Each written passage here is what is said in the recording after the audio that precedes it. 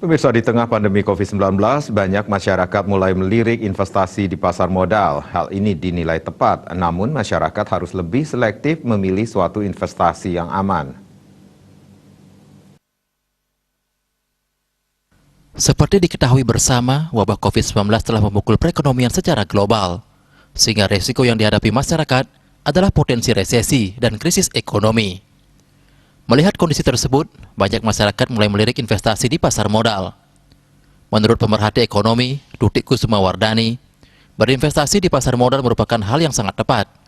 Karena dengan pandemi COVID-19, masyarakat telah menggunakan kemajuan teknologi untuk mengakses semua literasi keuangan dan inklusi keuangan.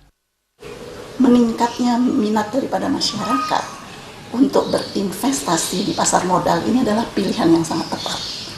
Karena dengan pandemi ini, masyarakat telah menggunakan kemajuan teknologi untuk mengakses semua literasi keuangan dan inklusi keuangan.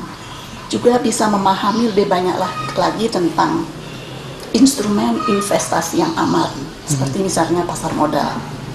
Di mana sekarang juga pemerintah bersama dengan OJK, bersama dengan Bank Indonesia telah membuat suatu frame kebijakan-kebijakan untuk tujuannya adalah menjaga stabilitas daripada pasar keuangan.